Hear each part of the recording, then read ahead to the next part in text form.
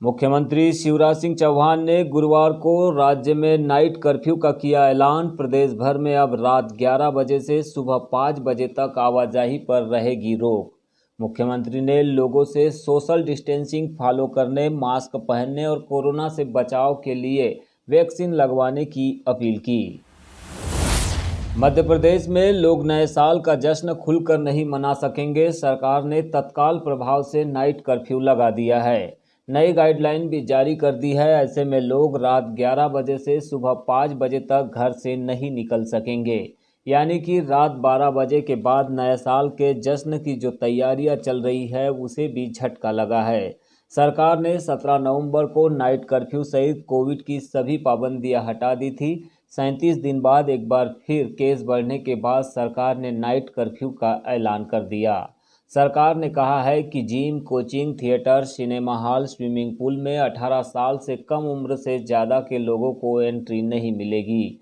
जिन्होंने दोनों डोज लगवा लिए हैं, बच्चों पर यह बंधन लागू नहीं होगा। मुख्यमंत्री शिवराज सिंह चौहान ने गुरुवार से राज्य में नाइट कर्फ्यू का ऐलान कर दिया। प्रदेश में अब रात 11 बजे से सुबह 5 बजे तक आवाजाही पर रोक लगी रहेगी। मुख्यमंत्री ने लोगों से सोशल डिस्टेंसिंग फॉलो करने, मास्क पहनने और कोरोना से बचाव के सभी उपायों का पालन करने की भी अपील की। उन्होंने सोशल मीडिया पर एक वीडियो पोस्ट कर कहा है कि एमपी में कई महीनों के बाद कोविड के 30 नए केस मिले हैं। महाराष्ट्र, गुजरात और दिल्ली में पिछले एक सप्ताह से मामले तेजी से बढ़ रहे हैं। इन तीनों राज्यों से मध्य प्रदेश में बहुत लोग आते हैं। पहले भी महाराष्ट्र, फिर गुजरात और उसके बाद मध्य प्रदेश में कोरोना की पहली और दूसरी लहर आई। दोनों लहरों के दौरान राज्य में संक्रमण की शुरुआत इंदौर और भोपाल से हुई थी। इंदौर में अब फिर से वीकली केस नवंबर की तुलना में दिसंबर में 3 गुना हो गए हैं, जो कि चिंता की बात है। प्रिय बहनों और भाइयों, बेटे और बेटियों, मध्य प्रदेश में आज कई महीनों बाद कोविड के 30 नए प्रकरण मिले हैं। कल अपने पूरे देश में भी 7,495 पॉजिटिव प्रकरण पूरे देश में आए हैं। और एक बात जो मन में चिंता पैदा करती है, महाराष्ट्र, गुजरात और दिल्ली तीनों राज्यों में पिछले एक सप्ताह से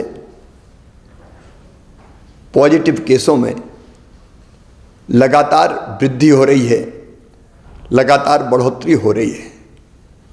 कल महाराष्ट्र में 1201, गुजरात में 91 और दिल्ली में 125 प्रकरण आए हैं। हम सब जानते हैं इन राज्यों से मध्य प्रदेश में आना जाना लगातार बना रहता है। और पूर्व के अनुभव भी हमें ये बताते हैं कि पिछली बार भी महाराष्ट्र में पॉजिटिव केस बढ़ना शुरू हुए, गुजरात में बढ़े और उसके बाद मध्य प्रदेश में लगातार पहली हो या बाद में दूसरी लहर आई। और दूसरी लहर में जो कष्ट हमने भुगते हैं वो हम कभी भूल नहीं सकते। अगर पुरानी दोनों लहरों को भी देखा जाए, पहली हो या दूसरी हो, प्रारंभ इंदौर, भोपाल से ही हुई। और अभी इंदौर तथा भोपाल में प्रकरण बढ़ के लगभग साप्ताहिक प्रकरण नवंबर महीने की तुलना में दिसंबर में 3 गुने हो गए हैं। कोरोना ने अपना स्वरूप बदला है और नया स्वरूप ओमिक्रॉन के रूप में देश के 16 राज्यों में आ चुका है। इस संभावना से इनकार नहीं किया जा सकता कि मध्य प्रदेश में भी ओमिक्रॉन वायरस के केस मध्य प्रदेश में जल्दी आ जाएं। यदि हम पूरी दुनिया का भी अध्ययन करें और पूरी दुनिया का अनुभव देखें तो ओमिक्रॉन बहुत तेजी से फैलता है। इंग्लैंड में 1 लाख केस प्रतिदिन आ रहे हैं। अमेरिका में भी लगभग 2.5 लाख केस प्रतिदिन आ रहे हैं। यूरोप में भी ओमिक्रॉन बहुत तेजी से बढ़ रहा है और उपरोक्त सभी कारणों को देखते हुए मुझे अंतर आत्मा से लगता है कि ये सही समय है जब हम सचेत हो जाएं, कोविड की तीसरी लहर को आने से रोकें, तेजी से संक्रमण ना फैले, इसके लिए हर आवश्यक उपाय करें। और इसलिए मेरे प्रिय बहनों और भाइयों, भारत सरकार ने भी कुछ गाइडलाइन जारी की है। मेरी आपसे प्रार्थना है कि अब देर ना करें, मास्क जरूर लगाएं, सोशल डिस्टेंसिंग बनाएं, अनावश्यक भीड़ में ना जाएं, अनावश्यक जमावड़ा ना हो। और अब तक अगर किसी ने वैक्सीन का डोज नहीं लिया, टीका नहीं लगवाया, तो टीका जरूर लगवाएं। पहला लगा लिया हो तो दूसरे में देर ना करें।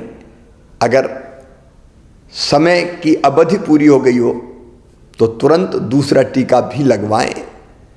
इसके साथ ही हमने पहले ही तय कर दिया था कि स्कूल में जो हमारे बच्चे हैं वो 50% की संख्या में ही जाएंगे ताकि वहाँ सोशल डिस्टेंसिंग बनी रह सके। हम आज एक फैसला और कर रहे हैं कि रात्रिकालीन कर्फ्यू रात 11 बजे से लेके सुबह 5 बजे तक लगा रहेगा। अगर आवश्यकता पड़ी तो कुछ और उपाय हम जरूर करेंगे। और हाँ, अगर कोविड का कोई पॉजिटिव केस आता है तो घर में अगर पर्याप्त स्थान है तो घर में उसको आइसोलेट करके इलाज करेंगे, और नहीं तो हर हालत में उनको हमको अस्पताल में ही भर्ती कराना चाहिए ताकि परिजन वायरस के संक्रमण से बच सकें। सावधान रहना है, याद रखना सावधानी में ही सुरक्षा है।